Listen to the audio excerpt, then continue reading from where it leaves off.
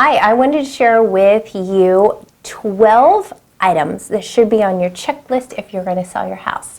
Hi, I'm Anita Johnston, Windermere Real Estate on Whidbey Island in Oak Harbor.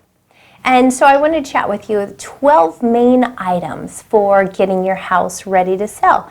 Number one, you need to find a great real estate agent that knows your area, that knows your home, that knows your competition. They're going to be just a great asset for you. Number two is curb appeal.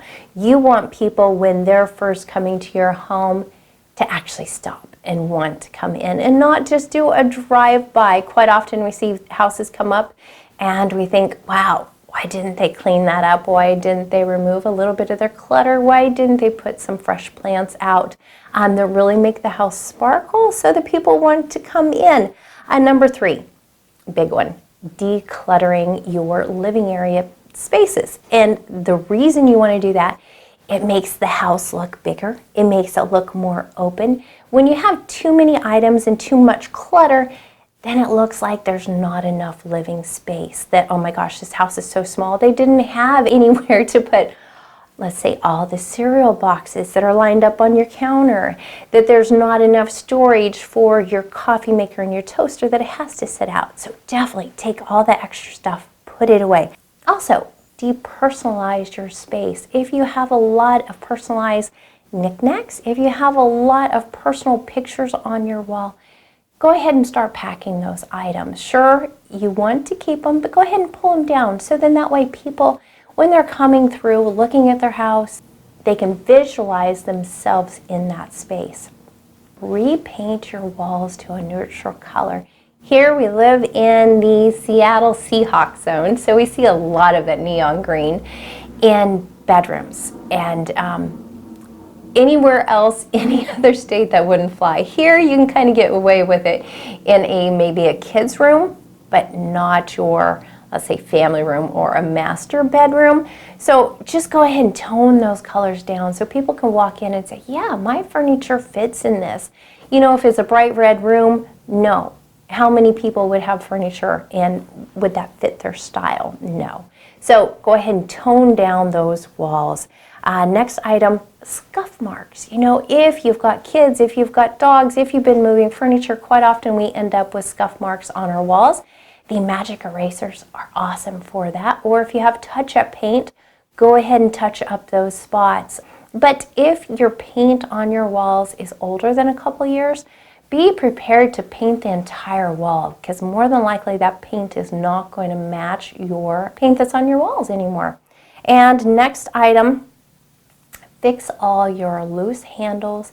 If there's light plate switches that are missing or loose, also clean those up, tighten those up, so then when people walk through, that they think that the integrity and quality of the house is wonderful. When you've got loose items, people then start to wonder, well, what is the condition of the rest of the house? And maybe think, okay, did a homeowner remodel this themselves? What's the quality of the work? Next item, now this is an easy one.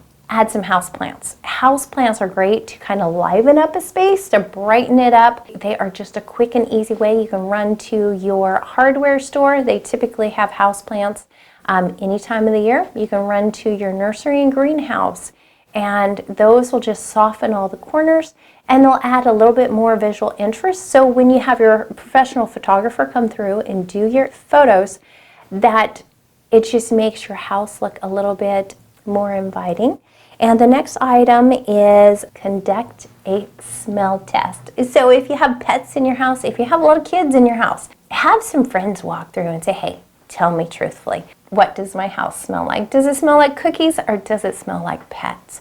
You know, if you've got some smell issues, then definitely, you know, you might start kenneling your animals so they aren't running freely through the house, and then have every carpet, every hard surface cleaned professionally. The professional cleaners do a better job than the cleaners that we might have that we own ourselves. Next item, you really want to make sure that that house is immaculate. So clean, clean, clean. And once again, if you need to have a professional cleaning crew come through, do it. Because they're going to clean every single little baseboard. They're going to clean the light plate switches.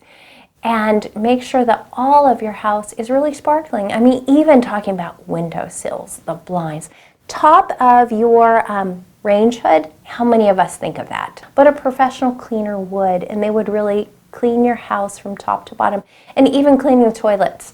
You know, to be able to use that pumice stone and clean the toilets, it's what is really need to be done. One other thing, number 11, is hide your valuables. So once your house is listed, you know that you're going to be having a lot of people come through your house.